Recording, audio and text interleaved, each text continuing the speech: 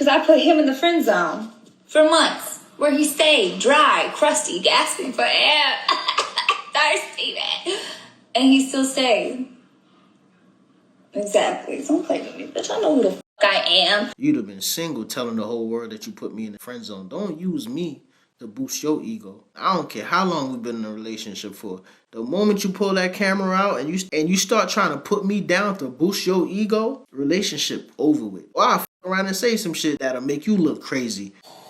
Get the out of my house. Man, why you just smack me? Get the out of my house. I didn't do shit. Get the out of my house. Take your phone. Get the out of my house. Get the out. Bro, what the you doing? Get out my house. Get your shit and go now. Before I call the police on your ass. Get the out. Get out my house.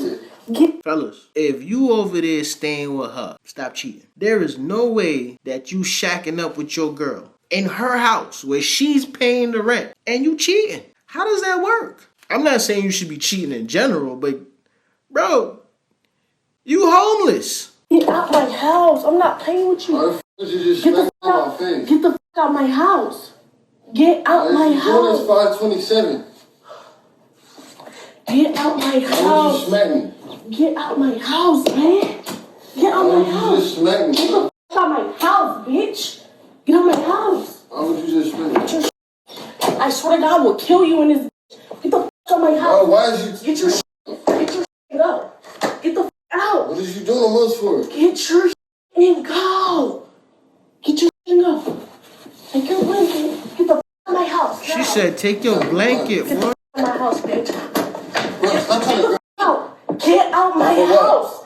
Get out. If I call the police, I swear to God, I will kill you. I will. What the fuck?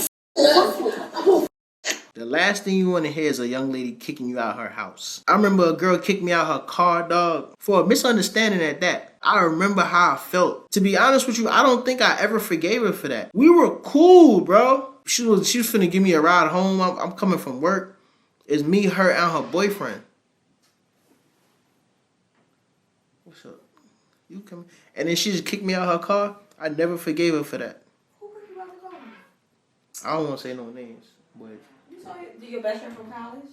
That Oh. you met in college? Yeah, so I told you then. No. I never told you that? No, but so one day I just stopped being best friends and I'm on my business, but I figured something had happened. Kicked me out her car for no reason. Because her man didn't want you in her car. No, it wasn't even that. It was because he was looking at her like... So she just was like, get out, RJ. Son, it was for something stupid. You corrected her on something? No, I remember what it was. Yo, it was something so stupid. I think she wanted me to get her some cookies.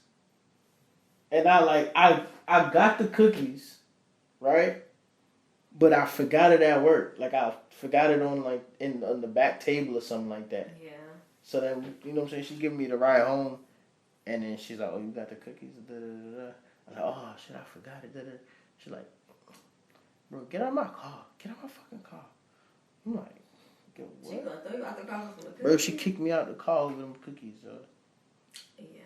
We spoke after that, but I don't think I ever forgave her. Did she ever address that? Like, I was having a bad day. She ain't addressed nothing. That was just that. That was it. Yeah, that's some spoil you brat stuff. Yeah, that was crazy. And that's son. not even your woman, so we gotta deal with that. I mean, it is what it is. It happened. Why are you cock blocking? Watch out. Cock blocking? Yes. What the? Why are you still cock? Just get the out the way. Hey, excuse me. Can I ask you a question right quick? Can I ask you something right quick? Yeah, what do you call this right here? Yeah, can I get your Snapchat? You don't look grown. You look 19. Did you go up to this young lady and ask her for her Snapchat? It's over with. You shot yourself in the foot before you even started. Snapchat, dog? You being young is a good thing, right? No, but you get away. Just get away. Why are you telling me? Get away. Get away. Nobody was talking to you, bro. I didn't even do nothing, bro. I didn't even do nothing, dog. Chill, dude. You're calling her young. Can you What's wrong with back off? What's wrong? Back the off. Get on my face, bro. Move, bro. What the bro, why are you cock blocking? Why are you cock blocking? Why are you cock blocking. Watch out. Cock blocking? Yes. What the fuck? I don't even say cock. Just get the out the way. Hey, you can't make this shit up, bro. Hey, I'm gonna catch up with you. Don't even worry about it. Don't worry about it. It's always the friends that don't get attention. Ugly ass. She wasn't ugly, but she was doing too much. Fellas, don't go asking females for their Snapchat. I definitely can understand the negative opinions that people have about Snapchat. Because, you know, you send stuff on Snapchat and then it disappears. It's like DMing people on Instagram in vanish mode. I definitely understand why girls be looking at dudes funny about the whole Snapchat situation. Girls. What are we wearing to work out that's comfortable? And don't tell me it's these sets.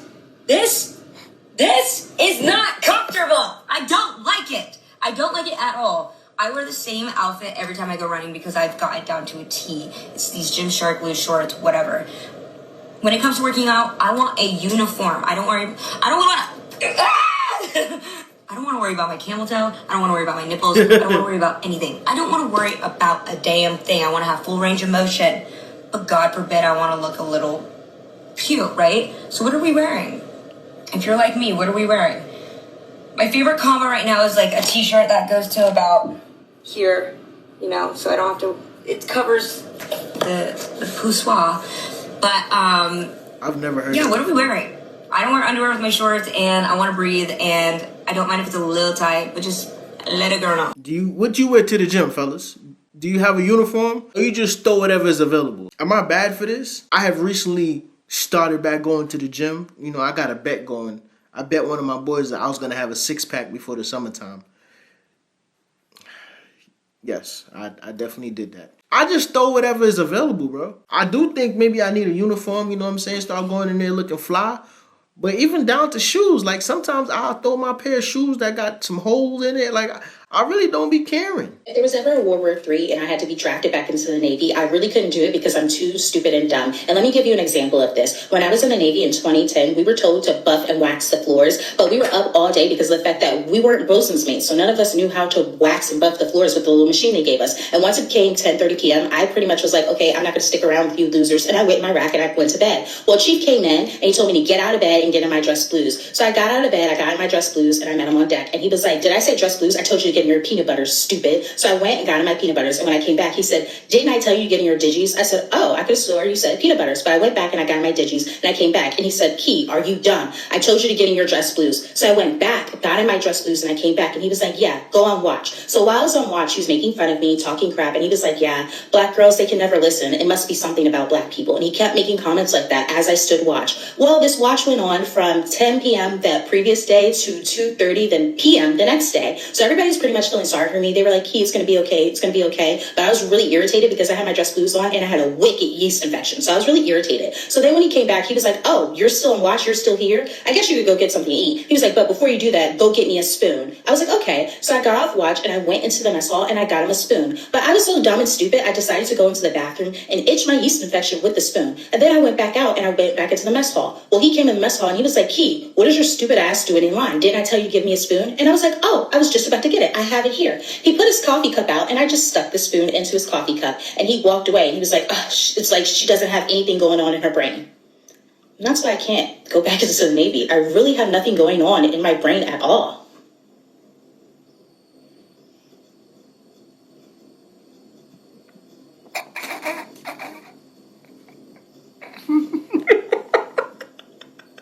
Just stupid. Yo, the fact that you came on the internet and admitted to that, you know, you possibly could get in some trouble, right? Could she get in some trouble for that? That's a crime? What is the charge for that anyway? Assault with a deadly weapon? What is the charge for putting your yeast infection in your commander's coffee? That is crazy. Talking about military stuff, man. How y'all feel about everything that's going on? Now, I'm not finna talk about no politics on here. Because the last time I said something, but it was really an inside joke between one of my friends.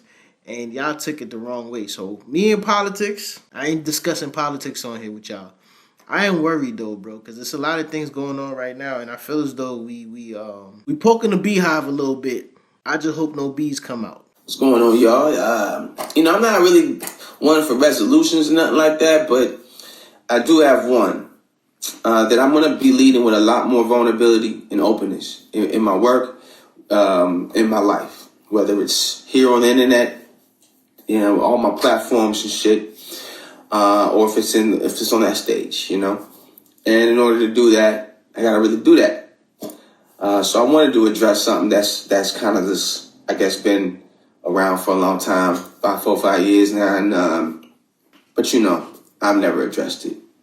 I know a lot of people talk about me dating Kenan Thompson's ex-wife, and how that came to be, And Hey, hold on. Wasn't he on the show with Kenan Thompson?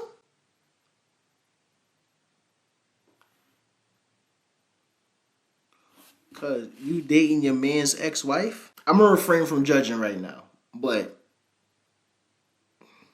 and I'm gonna just tell it to you straight, man. It wasn't no plan. I saw everything that everybody said. Every single thing that everybody said, I saw it. And bottom line is, I'm not the type of person to scheme on a person. I'm not the type of person to even date somebody that like one of my homies has dated. This is a very unique, nuanced thing that happened. Yo, listen, folks. Anytime somebody finna tell you some bullshit, the first thing they say is nuance. I hate that word nuance, bro. Nuance is an excuse for people not taking accountability for doing bullshit. I apologize, my brother, and I really don't want to judge you, but if that was your man's and you dating his ex-wife, it's certain lines I feel as though you shouldn't cross, and that's a line that you crossed, and, stand on it, dog. I'm just being real with you. Stand on it, bro. Coming on the internet, because it looked like your voice is quivering. Coming on the internet looking for sympathy for a decision that you made. Nah, stand on that. We were all cool. There was not. I was never like hitting on. It was never nothing crazy until it got crazy. Bottom line is, I while I was at the show, I had some pill issues. I had some pill problems. Nothing too crazy, but crazy for my black ass. And I was even selling some to the people, to some of my castmates. I'm not gonna snitch on y'all motherfuckers, man.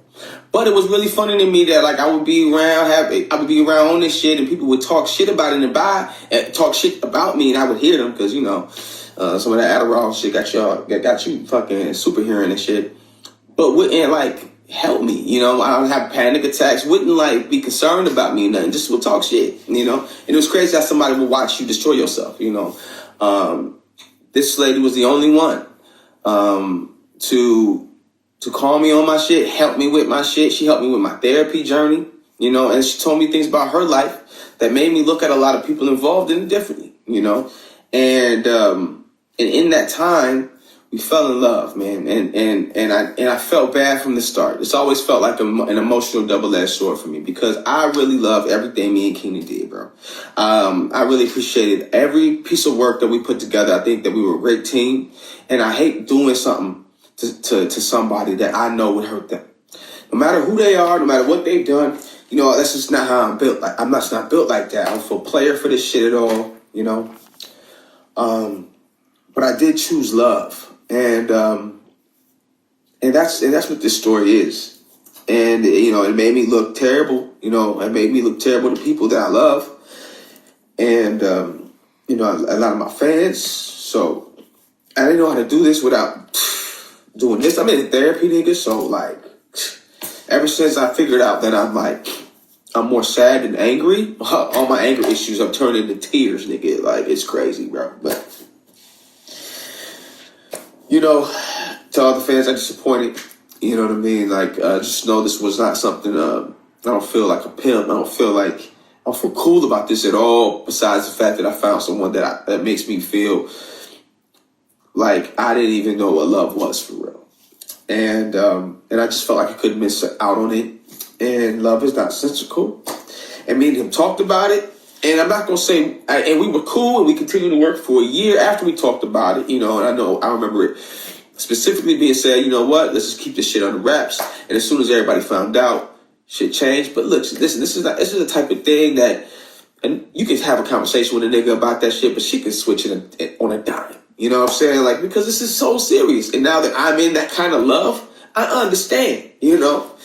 I understand it completely. You know, I felt like there's probably, outside of not doing this at all, there's different ways I could have went about this shit, you know? And, but I was in love and I was, you know, and I was spiraling out, bro. And that's what happened. And then by the time everybody found out, the world found out, I was out of there. That's it now, you know?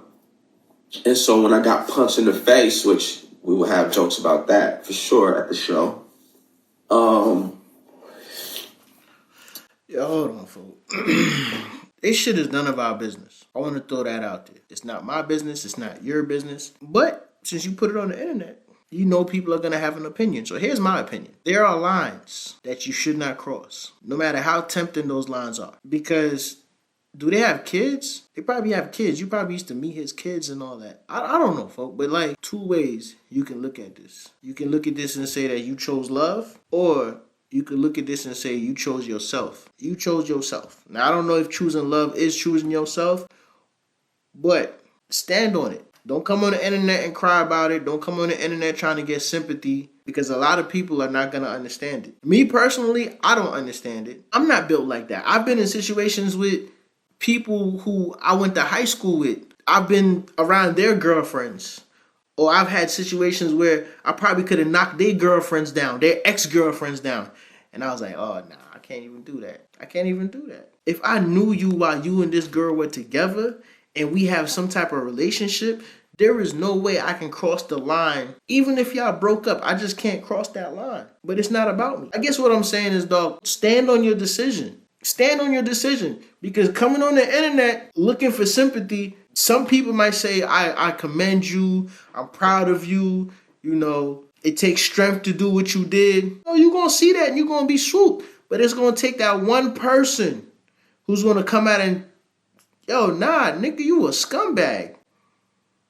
You selfish.